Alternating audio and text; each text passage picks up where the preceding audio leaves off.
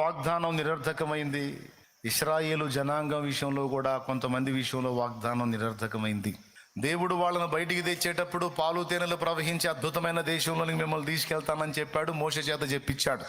బాగుంది. కానీ చేరలా. ఎందుకని చేరలా?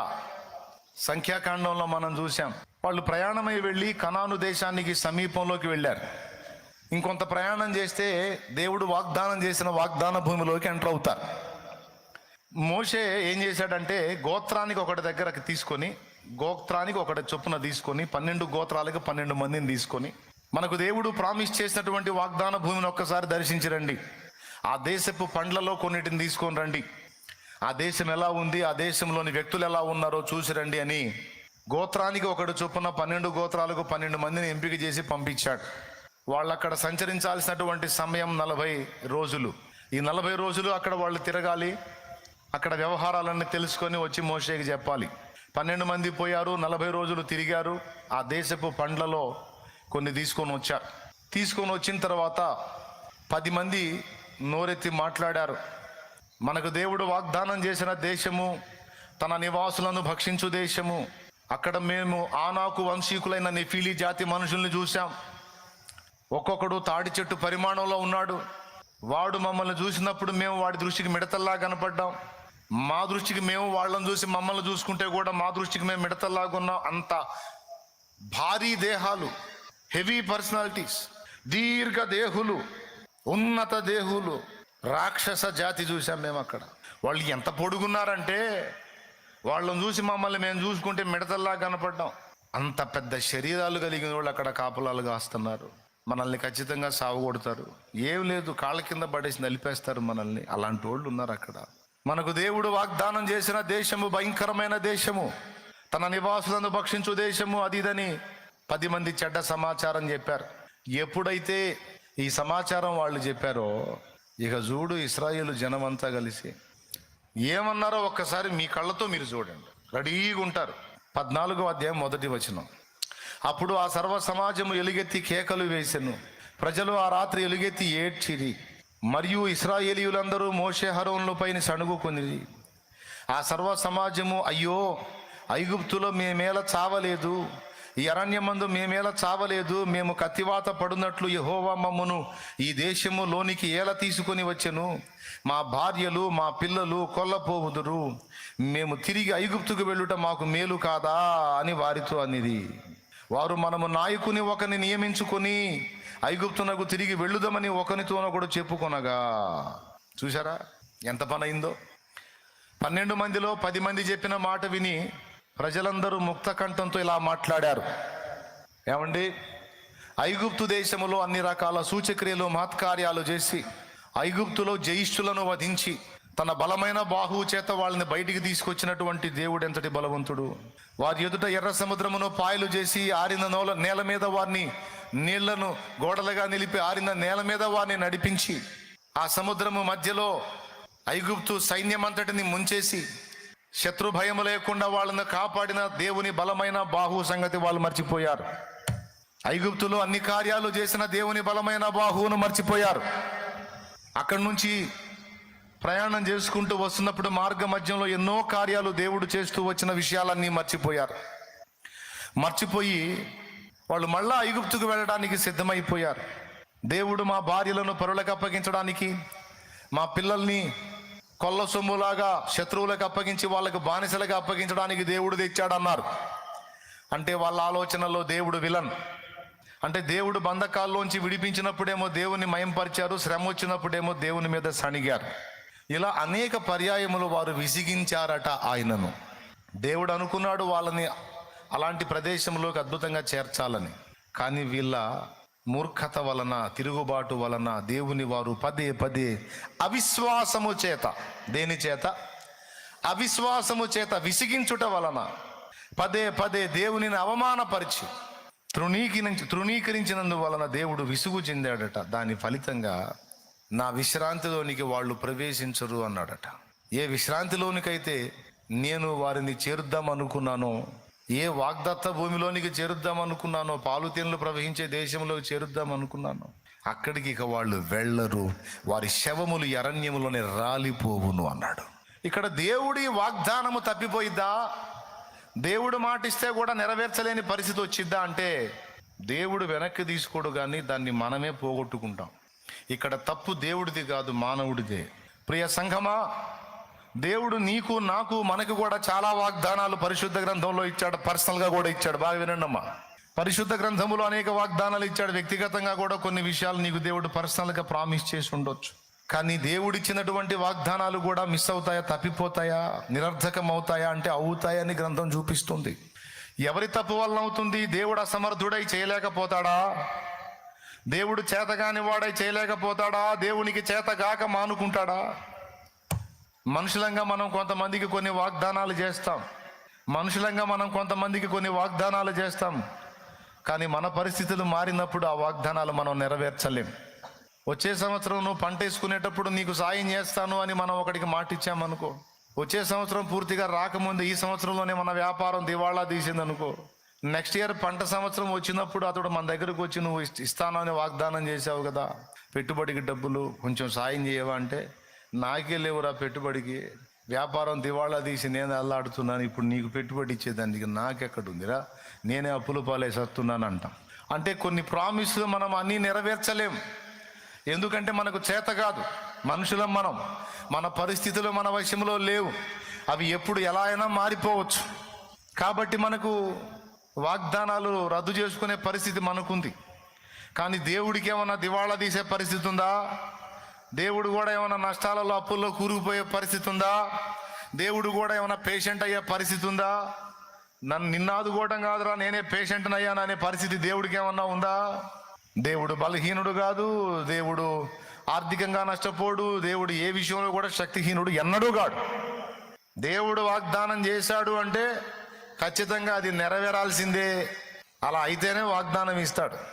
దేవునికి స్తోత్రం. మరి అంత పవర్ఫుల్గా వాగ్దానాన్ని నెరవేర్చగల దమ్మున్న దేవుడు ఎందుకని కొంతమంది విషయంలో వాగ్దానం రద్దయిపోయింది అంటే అది దేవుడి తప్పు కాదు, అది పొందిన మనిషి తప్పు. వాగ్దానాలు పొందుతున్నాం కానీ వాగ్దానాలు మన విషయంలో నెరవేరట్లా. వాగ్దానం అంటే మీకు పదే పదే అర్థం కాదేమో, దేవుని దగ్గర మనం మాట తీసుకున్నాం, దేవుడు కొన్ని ప్రామిస్లు మనకు చేశాడు, కానీ ఒట్టు తీసి గట్టు మీద పెట్టినట్టు అయిపోయింది మన బతుకు, నెరవేరట్లా. దానికి కారణం ఎవరు అంటే నేను నా అన్వేషణలో గుర్తించింది దేవుడు ఎంత మాత్రం కాదు, 100% మనము, మన బుద్ధి, మన ప్రవర్తన, మన నిర్లక్ష్యం. పాయింట్ నెంబర్ 1లో మీరు రాసుకోండి, వాగ్దానము నిరర్థకమవుతుందా అంటే అవుతుంది. ప్రశ్న నెంబర్ 1, వాగ్దానం నిరర్థకమైద్దా అంటే అయిద్ది. కారణం ఎవరు అంటే దేవుడుగా మనమే. ఇది బాగా మీ హృదయాలకు ఎక్కాలి. మనందరికీ దేవుడు భూమి మీద వాగ్దానం ఇచ్చాడు, పరలోక సంబంధమైన వాగ్దానాలు కూడా ఇచ్చాడు, శరీర సంబంధమైన వాగ్దానాలు ఇచ్చాడు, ఆత్మ సంబంధమైన వాగ్దానాలు ఇచ్చాడు. కానీ కొన్ని నెరవేరట్లేదు. దానికి కారణం మనమేనేమో, మనం చూసుకోవాలి. దేవుడు నాకు మరి మాట ఇచ్చాడు, ఎందుకని నెరవేరలేదు అన్నయ్య అనొచ్చు నువ్వు. దానికి కారణం దేవుడు మాత్రం కాదని నేను ఖచ్చితంగా చెప్తాను. దానికి కారణం మనమే కావచ్చు. మన అశ్రద్ధ, మన నిర్లక్ష్యం, మన అవిశ్వాసం, మన పిచ్చి వైఖరి, మన తిరుగుబాటు. యూదా ఇస్కరియోతు అంతే చేశాడు, ఇశ్రాయేలు జనాంగం కూడా అంతే చేశారు. కొన్నిసార్లు మనం కూడా అంతే చేస్తాం. వాళ్ళే చదువుకొని మనం అనుకుంటాం మనం అంత బ్యాడ్ కాదులే అని, కానీ కొన్నిసార్లు మనం కూడా అంతే చేస్తాం. అలాంటి పరిస్థితులలో దేవుడు తన వాగ్దానాలు రద్దు చేసేస్తాడు. ఏమని ప్రామిస్ చేశాడు? పాలు తేనెలు ప్రవహించే దేశానికి వాళ్ళని తీసుకెళ్తానని చెప్పని మోషే చెప్పించాడా లేదా? చెప్పించాడు. నెరవేర్చాడా? ఏమని చెప్పాడు? సంఖ్యాకాండం 16వ అధ్యాయం తీసుకోండి, 14వ అధ్యాయం తీసుకోండి, 35వ వచనం నుంచి చదువు. ఇది యెహోవాను నేను చెప్పిన ఒక్క నిమిషం చదువు. ఇది యెహోవాను నేను చెప్పిన మాట, నాకు విరోధముగా కూడిన చెడ్డదగు ఈ సర్వ సమాజము, నాకు విరోధముగా కూడినదగు చెడ్డదగు ఈ సర్వ సమాజమునకు నిశ్చయముగా దీన్ని చేసేదను. ఈ అరణ్యములో వారు క్షీణించిపోవుదురు, ఇక్కడనే చనిపోవుదురు అనెను. ఆ దేశమును సంచరించి చూచుటకై మోషే. చూసారా, వాళ్ళు ఇక్కడే రాలిపోతారు, వాళ్ళు చేరరు. మరి ఎవరు చేరతారంటే మంచి సమాచారము చెప్పిన విశ్వాసులకు నూను కుమారుడైన యెహోషువ, యెఫున్నె కుమారుడైన కాలేబు చేరతారు. ఈ దరిద్రులు అన్నారు కదా మా పిల్లలు కొల్లపోవుదురని. కొల్లపోవటం కాదు, వాళ్ళ పిల్లలకి దాన్ని స్వాధీనం చేస్తా. పెద్దలు పొందలేరా వాగ్దానం, పిల్లలకు స్వాధీనం చేస్తా. ప్రియులారా, ఎంత గొప్ప వాగ్దానం ఇచ్చాడు. మీరు ఏలికలు అవుతారా అని వాగ్దానం ఇచ్చాడు. మీరు అక్కడ ఏలికలుగా మారుతారా బాబు, స్వతంత్రులు అవుతారు, బానిసలుగా ఉండరు. పాలు తేనెలు ప్రవహించే దేశం అది, సారవంతమైన భూమి కలిగిన దేశం అది. ఎంత సారం అంటే ఒక్క ద్రాక్ష గెల, మనం అలా గెల పట్టుకొని ఒక్కొక్క పండు తింటాం. ద్రాక్ష గెల ఎంత పెద్ద గెలరా బాబు అంటే, ఒక అరకిలో ఉంటుందా, 250 గ్రాములు ఉంటుందా, పావు కేజీ ఉంటుందేమో గెల, బాగా పెద్ద గెల అంటే. మహా అయితే ఒక అర కేజీ గెల, ఇంకా పెద్ద గెల అంటే. కానీ వాగ్దాన దేశములో వాళ్ళు కోసిన ద్రాక్ష గెల ఎంత పెద్దదంటే, దానికి ఉన్న కాయల బరువు ఎంత ఉందంటే ఒకడు మొయ్యలేకపోయాడు. ఒక గెలని మనం 2 వేళ్లతో పట్టుకొని తినే గెలని, దేవుడు వాగ్దానం చేసిన భూమిలో పండిన గెల ఎంత పెద్దగా ఉందంటే, ఒక గెల దాన్ని కోస్తే దాన్ని 2 మోయాల్సి వచ్చింది. అరటి గెలను మోస్తారు చూడండి, అదిగో థ్యాంక్ యూ రా బాబు, కాపాడాం. ఇప్పుడు వీళ్ళకి ఎలా వర్ణించాలా అనుకుంటున్నాను. అలాగ మోసారు. దండె, మన ఇళ్లలో బట్టలు వేసుకోవడానికి అప్పుడప్పుడు పాకాలలో కడతారు, దండెం అంటారు. ఇళ్లలో కడతారు, దాన్ని దండెం అంటారు. ఇదేమో దండె, ఒక కర్ర పెట్టుకొని ఆ కర్ర అటొకటి ఇటొకటి మోస్తా, మధ్యలో ద్రాక్ష గెల తగిలిచ్చారు. చూడండి ఎంత పెద్దగా ఉందో. ఒక గెలే అంటే ఎంత సారవంతమైన భూమి అయితే అంతలా గెల కాసింది. దేవుడు చెప్పింది అబద్ధం కాదు. అక్కడికి వీళ్ళు చేరలా, వాళ్ళు చేరరు అంతే. ఎందుకు అంటే వాళ్ళు నన్ను విసిగించారు, నా మీద తిరుగుబాటు చేశారు. వారు తమ అవిశ్వాసము చేత నన్ను విసిగించారు, తమ మాటల చేత నన్ను గాయపరిచారు. ఒకసారి కాదు 10 మార్లు నన్ను విసిగించారు. ప్రతిసారి వాళ్ళంతే. దేవుడు విసుగు చెందాడు. వాళ్ళకి ఎన్నో అవకాశాలు ఇచ్చాడు, దీర్ఘశాంతం వహించాడు. 7 సార్లే వాళ్ళకి తెలిసొచ్చంట, పోనీలే అనుకొని ఎంత సహించాడో మహారాజు. ఎందుకని వాగ్దానం నిరర్థకమైంది అంటే కొన్ని కారణాలు. మొట్టమొదటిది నిర్లక్ష్యం అన్నాను, మన నిర్లక్ష్యమే. రెండవదన్నాను మన అవిశ్వాసము. మూడవదన్నాను మన తిరుగుబాటు, మూర్ఖ వైఖరి. సౌలుని ఇశ్రాయేలు మీద స్థిరముగా రాజుగా చేద్దాం అనుకున్నాడట దేవుడు. స్థిరముగా రాజ్యం ఏంటో తెలుసా మీకు? సౌలు తర్వాత సౌలు కొడుకు తర్వాత సౌలు మనవడు తర్వాత సౌలు ముని మనవడు, అట్లా వరుసగా వాళ్లే సింహాసనం మీద ఎక్కి పరిపాలించాలి, అంత కృప ఇద్దాం అనుకున్నాడట. ఏం చేద్దాం, ఈ సౌలు పదే తిరుగుబాటు చేసి దాన్ని పోగొట్టు. వాగ్దానం చేసిన దేవుడు బలహీనుడు కాదు, బలవంతుడు, నెరవేర్చగల సమర్థుడు. గాని మనమే 3 విషయాలు, నిర్లక్ష్యము, అవిశ్వాసము, తిరుగుబాటు, ఈ 3 చేత మనం పోగొట్టుకుంటాం. మొట్టమొదటిది నిర్లక్ష్యం అన్నాను. దేవుడు మాట ఇచ్చాడు అంటే నెరవేరుస్తాడు. మనం నిర్లక్ష్యంగా ఉండకూడదు. ఏం చేయాలంటే, దేవా నీవిచ్చిన మాట చొప్పున నెరవేర్చవా అని దేవునికి దాన్ని గుర్తు చేయాలి. దేవా నా కృప నిన్ను విడువదంటివే, నా కృప నీకు చాలునంటివే, నాకేమి కొదువా. నువ్వు ఇలా అన్నావుగయ్యా, ఇలా వాగ్దానం చేశావుగయ్యా, దాన్ని నెరవేర్చుమని ప్రార్థన చేయాలి. మనం వాగ్దానాలు పొందటమే కాదండి, బైబిల్లో కానీ వ్యక్తిగతంగా కానీ ఆ వాగ్దానాలు నెరవేరునట్లు ప్రార్థన చేయాలి. కానీ వాగ్దానాలు మనం పొందాం కానీ ప్రార్థనలు చేయం. ప్రార్థనలో వాగ్దానమును దేవునికి గుర్తు చేయమన్నాడు. దేవుడే చెప్పాడు, అడుగుడి మీకు ఇయ్యబడును, వెదకుడి మీకు దొరుకును, తట్టుడి మీకు తీయబడును. అడుగు ప్రతివాడు పొందుతాడు, వెదకువాడు ప్రతివాడికి కూడా దొరుకుతుంది, తట్టు ప్రతివానికి తీయబడుతుంది అన్నాడు. వాగ్దానములను మనం స్వతంత్రించుకున్నట్లు మనం ప్రార్థన చేయాలి, నిర్లక్ష్యంగా ఉండకూడదు. మనకంటే వయసులో పెద్దవాళ్ళు, పాత తరపు భక్తులు ప్రార్థించేటప్పుడు ఖచ్చితంగా వాగ్దానాలను మెన్షన్ చేసి ప్రార్థన చేస్తారు. ఆహారం ఇయ్యా అని అడిగేటప్పుడు, ఆకాశ పక్షులను చూడుడి, అవి విత్తవు, కోయవు, కొట్లలో కూర్చుకొనవు, ఆయనను మీ పరలోకపు తండ్రి నిత్యము వాటిని పోషించుచున్నాడు, మీరు పక్షుల కంటే శ్రేష్ఠులు అన్నావు కదయ్యా. సింహపు పిల్లలైన లేమి గలవై ఆకలిగునునేమో కానీ యెహోవా యందు భయభక్తులు గల వారికి ఏ మేలు కొదువై ఉండదన్నావు గయ్యా. మాటిచ్చావే తండ్రి, సాయం చేయయ్యా అని వాగ్దానాలు గుర్తు చేసి దేవునికి ప్రార్థన చేసేవాడు. ఐగుప్తీల రోగములలో ఏది మీకు రాని అని అన్నావే, మీ సర్వ శరీరమును ఆరోగ్యముతో నింపుతానన్నావే, నిన్ను స్వస్థపరచే యెహోవాను నేనేనన్నావే, అతడు పొందిన దెబ్బల చేత మీరు స్వస్థత నొందితిరి అని పేతురు చేత పలికించావే, అతడు పొందిన దెబ్బల చేత మనకు స్వస్థత కలుగుచున్నది అని యెషయా గ్రంథం 53లో రాయించావే. దేవా నీ వాగ్దానములను తిరిగి గుర్తు చేస్తున్నాను నా తండ్రి. నువ్వు మర్చిపోయావా అయ్యా, నీ మాటలు మర్చిపోయావా, నీ ఒట్లు మర్చిపోయావా, నీ ప్రామిస్లు మర్చిపోయావా? నా తండ్రి నీవు ముట్టి నన్ను స్వస్థపరచు నాయనా, ఇదిగో నేను బ్రతుకున్నట్లు నన్ను బాగు చేయి అని దేవుని వాగ్దానములనెత్తి మనం ప్రార్థించాలి. అబ్రహాముకు వాగ్దానం చేశాడు, ఆకాశ నక్షత్రములంత విస్తారమైన సంతానాన్ని నీకు ఇస్తానని.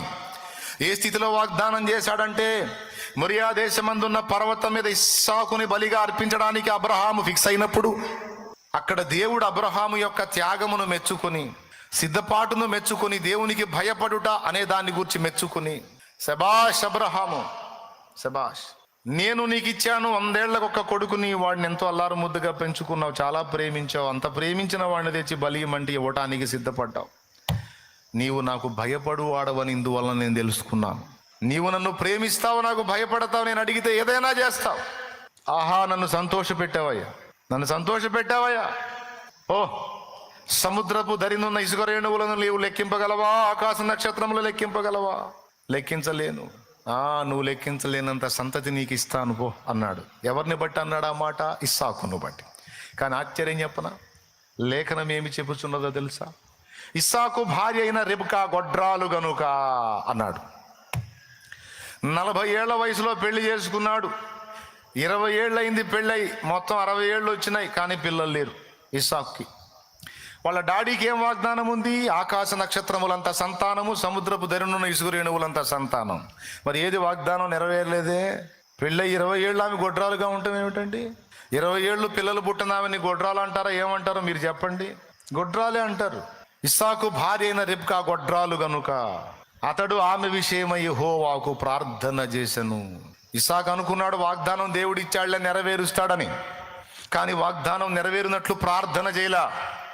తర్వాత అర్థమైంది, వాగ్దానం మా అయ్యకి ఇచ్చాడు, మంచిదే, మరి అది నేను స్వతంత్రించుకోవాలంటే ప్రార్థన చేసి దేవుని గుర్తు చేయాలి కదా. ప్రార్థన చేసి దేవునికి చెప్పాడు, తండ్రి, మా తండ్రికి వాగ్దానం చేశావు కదా దేవా, విస్తారమైన సంతతిని ఇస్తానని. నాకేంది తండ్రి, ఒక్కడు కూడా లేడు, నా భార్య గొడ్రాలు అయిపోయింది, ఏమిటి నాయన, నీ వాగ్దానం ఏమైందని పోయాడు దేవుని దగ్గరికి.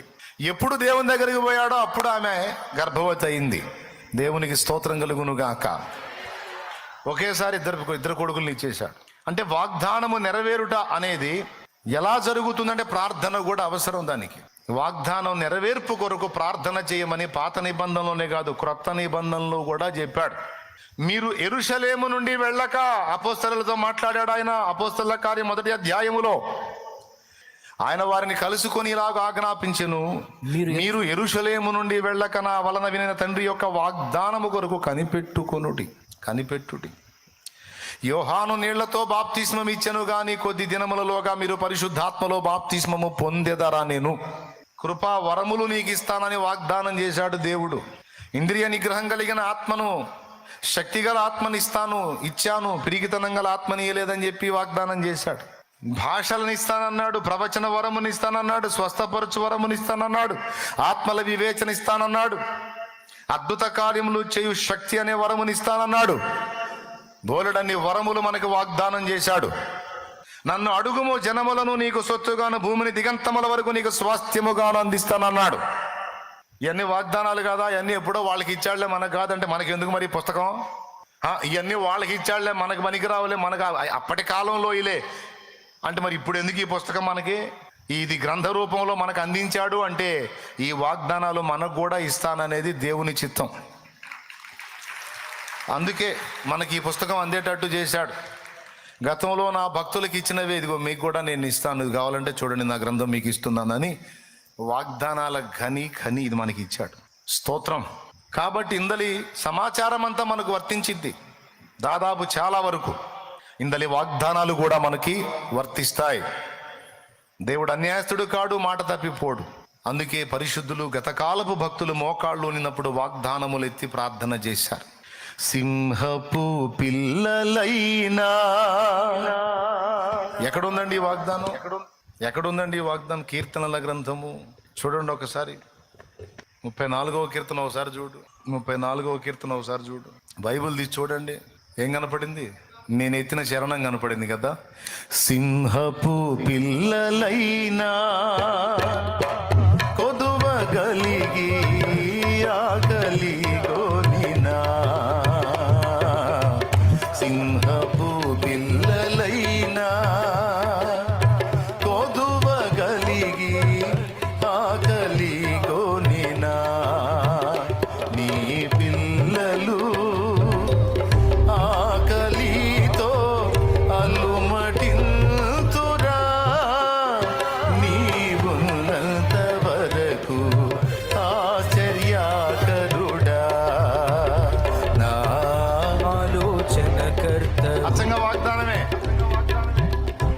సింహపు పిల్లలైన లేమిగలవై ఆకలిగొను నేముగాని యెహోవాను ఆశ్రయించు వారికి ఏ మేలు కొదువై ఉండదని మాట ఇచ్చిన మంచి దేవుడు నిన్ను మరచిపోతాడా?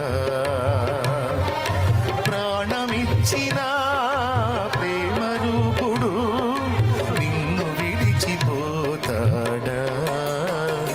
నిన్ను ఏ మాత్రము విడువనని ఎన్నడు నిన్ను ఎడబాయనని. స్తోత్రం స్తోత్రం. నిన్ను విడువను ఎడబాయనన్నాడు. స్త్రీలు తన చంటి పాపను మరుస్తారా, చంటి బిడ్డను మరుస్తారా? వారైనా మరుస్తారు, నిన్ను మరవనన్నాడు. నిన్ను స్వస్థపరుస్తానన్నాడు, బాగు చేస్తానన్నాడు, నీ ప్రార్థనలకు జవాబిస్తానన్నాడు. ఓయమ్మ బోల్డ్ అని వాగ్దానాలు చెప్పాడు. ఉన్నాయా లేవా గ్రంథంలో?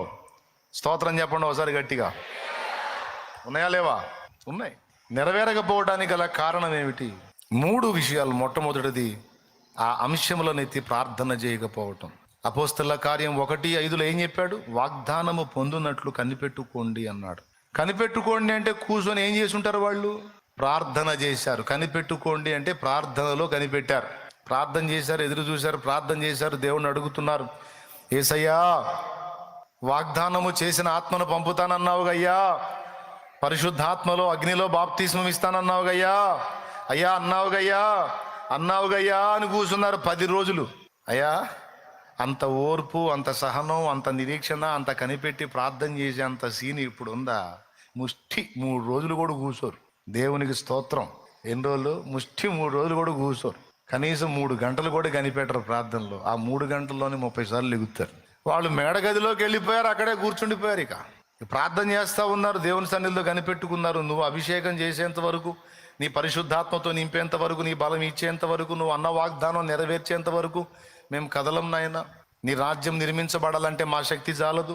మేము నీకు సాక్షులంగా నిలవాలంటే, భూరాజులను ఎదిరించాలంటే, సవాల్కరంగా నీ పని చేయాలంటే, భూమి మీద నీ సూచక్రియలు మహత్కార్యాలు జరగాలంటే మా వల్ల కాదు, నువ్వు చేయాల్సిందే నీ పరిశుద్ధాత్మ ద్వారా. నీ వాగ్దానం చేసిన ఆత్మను పంపు తండ్రి అని ప్రార్థనలు కూర్చున్నారు. తండ్రిని వేడుకున్నారు యేసయ్య నామములో. 10 రోజుల తర్వాత 10వ రోజు కార్యం జరిగింది. వారి నిరీక్షణ ఫలించింది, వారు కనిపెట్టింది వారికి దొరికింది. పరిశుద్ధాత్మ వారి మీదికి వచ్చి చేసిన ఒక అద్భుతంతో 3,000 మంది ఒకే ఒక్క దినమందు సంఘములో చేర్చబడ్డారు. ఇప్పుడు చెప్పండి, పాత నిబంధనలోను క్రొత్త నిబంధనలో కూడా ఏం పాఠం ఉంది? వాగ్దానమును మనం స్వతంత్రించుకోవాలి అంటే ప్రార్థన తప్పనిసరి, కనిపెట్టుట తప్పనిసరి.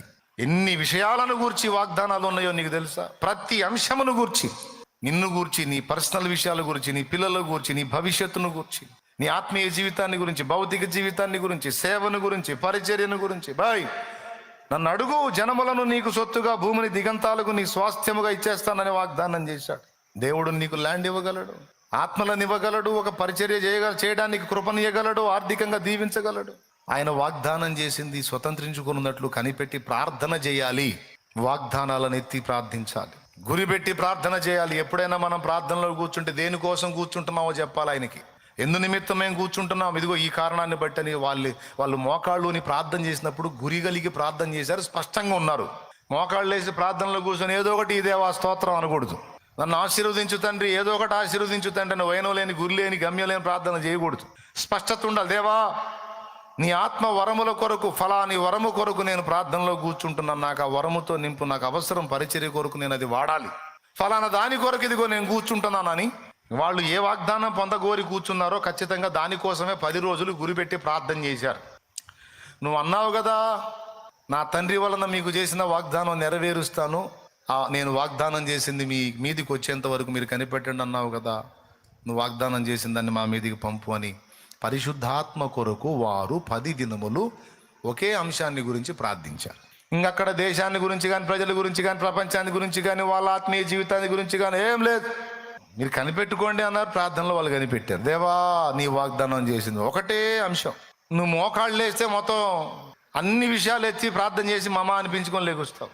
ఎప్పుడన్నా పర్టికులర్గా ఒకే ఒక అంశాన్ని టార్గెట్ చేస్తూ కూర్చున్నావా? ఆ అలవాటు ఎప్పుడన్నా నీకుందా? ఒకే ఒక అంశాన్ని టార్గెట్ చేస్తూ ఒకే ఒక అంశం కోసం దేవుని ముందు మోకాళ్ళు నీ కనిపెట్టిన అనుభవాలు నీకున్నాయా? ఒకవేళ లేకపోతే ఇప్పుడు రాసుకో, అలాంటి ప్రయత్నం చెయ్యి. సంబంధిత అంశం కోసం మాత్రమే నువ్వు ప్రార్థనలో కనిపెట్టి ప్రార్థించు. దాని విషయంలో దేవుని కార్యం జరగకపోతే అప్పుడు అడుగు. కనిపెట్టి అదే పాయింట్ కోసం ప్రార్థన చేయాలి.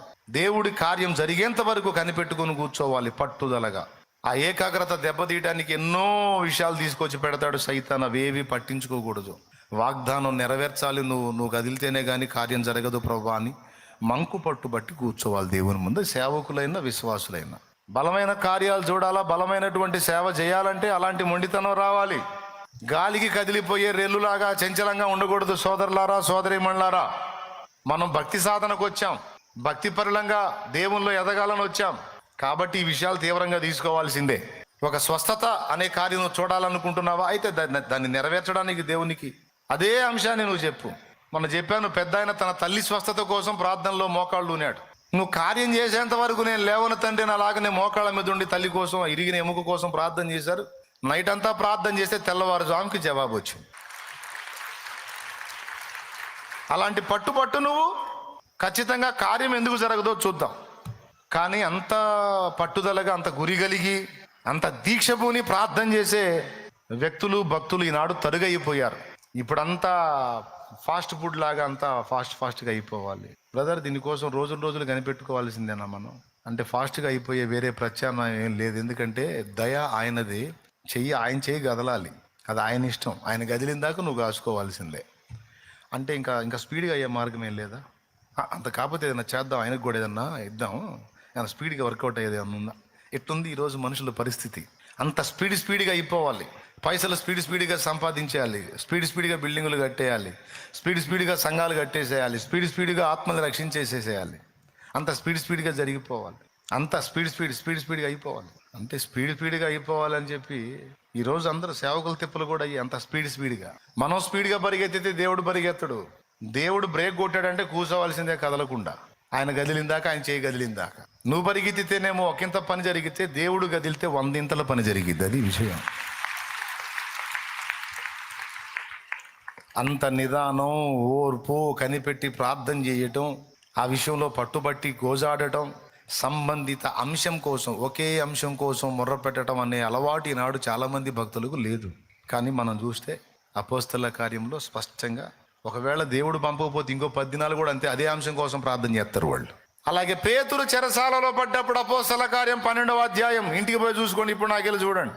పేతురు చెరసాల్లో పడ్డప్పుడు కూడా అదే అంశం కోసం పర్టికులర్గా అదే దేవుని ముందు ఉంచి అత్యాసక్తితో ప్రార్థన చేశారు. ఏమని? యాకోబును పోగొట్టుకున్నావు, ఇంకా పేతుర్ని పోగొట్టుకోదలుచుకోలేదు. యేసయ్యా, నువ్వేం చేస్తావో మాకు తెలియదు, నీ దూతను పంపుతావో, నువ్వే దిగొస్తావో మాకు తెలియదు, ఆ చెరసాల బద్దలు చేస్తావో, తాళాలు తీస్తావో మాకు తెలియదు. పేతురు బయటికి రావాలి, నువ్వు కదలాలి దేవా, కదలాలి, కదులు కదులు కదులు కదులు అని మొర్రపెట్టారు. తెల్లవార్దులు ప్రార్థన చేశారు. అందరూ ప్రార్థనలో కూర్చొని అత్యాసక్తితో ప్రార్థన. ఇంకేం చేస్తారు మరి? అధికారాన్ని, రాజులను శాసించలేరుగా. కాబట్టి ప్రార్థనలో పెనుగులాటం మొదలుపెట్టారు. అక్కాయ్, అన్నాయి వినండి, ప్రార్థనలో గోజాటం మొదలుపెట్టారు. రాజులను నమ్ముకునుట కంటే యెహోవాను ఆశ్రయించుట మేలు, అందుకే దేవుని ముందు కూర్చున్నారు. రాజుల దగ్గరికి పోయి బతిలాడుకుంటే దయగలగదు. ఆ దరిద్రులను వేడుకునేది ఎందుకు? దేవుని పాదాల దగ్గర కూర్చుందాం. ఆయన రాజాది రాజు, ఆయన రాజుల రాజు, ప్రభువుల ప్రభు. ఆయన పాదాలు పట్టుకుందాం, గోజాడుకుందాం. ఆయన గదులుతాడని సంఘమంతా పేతురు కోసం, జైల్లో ఉన్న పేతురు విడుదల కోసం. ఎందుకంటే అంతకు ముందే యాకోబును చంపించారు, తర్వాత పేతురును కూడా మెయిన్ క్యాండిడేట్స్ని లేపేయాలని స్కెచ్ గీశారు. పేతురును కూడా లేపేస్తే చాలా వరకు సంఘం ఎఫెక్ట్ అవుతుందని అలా ప్లాన్ గీసి పేతురును అరెస్ట్ చేశారు, లోపలేసేశారు. సంఘం అయితే అత్యాసక్తితో ప్రార్థన చేస్తుంది. ఎంత పని చేసింది ఈ ప్రార్థన అంటే, వాళ్ళ పట్టుదల ఎంత గొప్పదంటే ఇక దేవుడు కదలాల్సి వచ్చింది. ఎందుకంటే వాళ్ళ తీర్మానం అలా ఉంది. దేవుడు జవాబు ఇవ్వకపోతే ఈ ప్రార్థన నేను మానను, ప్రార్థించుట ఆపను. పోతే వాష్రూమ్కి వెళ్ళి రావటమే, వచ్చి మళ్ళీ మోకాళ్ళలో వేసుకొని కూర్చోవటమే, నాకు తెలియదు, నువ్వు కదులు. తాగితే కాసిన మంచినీళ్ళు మజ్జిగో తాగటం, మళ్ళా మోకాళ్ళు, అయ్యా నువ్వు కదలాల, నువ్వు ఏంది కదులు, కానీ అని మన తీర్మానాన్ని గుర్తిస్తాడు ఆయన. మంకు పట్టు పట్టాడు. ఇక జవాబు ఇవ్వకపోతే ఒప్పుకోడు. దానియేలు మోకాళ్ళు వేస్తే దేవుడు కదలాల్సిందే, ఏలియా మోకాళ్ళు వేస్తే దేవుడు కదలాల్సిందే. ఎందుకంటే మొండోళ్ళు తీర్మానం చేశారంటే ఇటు పొద్దు అటు పొడిచినా సరే లెక్క చేయరు. ఏది ఏమైపోయినా మోకాళ్ళ మీద నుంచి లేవరు. దేవుణ్ణి గోజాటం అనుకోరు. మన పిల్లల్ని కూడా మనం చూస్తాం చూడండి. కొంతమంది పిల్లలు మంకు పట్టు పడతారు. వాడికి అదే పనికి రథ పెడతా ఉంటాడు. రథ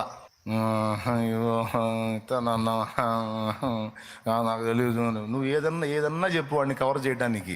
ఇవన్నీ వద్దు, నాకు వద్దులే, నువ్వు నా మాయమాటలు చెప్పు, నాకు తెలియదు, నువ్వు ఇస్తాను. 2 రోజులు ఆగి తెచ్చి 2 రోజులు కాదు, నువ్వు ఈ మాట 3 సార్లు చెప్పావు, నాకు తెలియదు, నువ్వు నాకు ఇవ్వాల్సిందే. పిల్లలు గోజాడుతూ ఉంటారు. తండ్రికి విసుగొచ్చి దండం పెడతా, ఆగురా తెస్తాను ఆగురా అని సచ్చినట్టు పోయి తీసుకొచ్చి. పిల్లల రొదని మనం ఎలాగ ఫీల్ అవుతామో మన ప్రార్థన రొదని దేవుడు అలా ఫీల్ అవుతాడు. ఏలియా మోకాళ్ళేసి అగ్ని దిగి రావాల్సిందే, సముద్రం మీద నుండి మేఘం పైకి ఎక్కాల్సిందే. అది ఏలియా పట్టు. దానియేలు మోకాళ్ళు ఊనితే గాబ్రియల్ రావాల్సిందే, లేకపోతే ఒప్పుకోడు. అపోస్తలులు మోకాళ్ళు వేసారంటే ఆత్మ దిగి రావాల్సిందే, లేకపోతే ఒప్పుకోరు. సంఘము మోకాళ్ళు వేసిందంటే దూత దిగి రావాల్సిందే.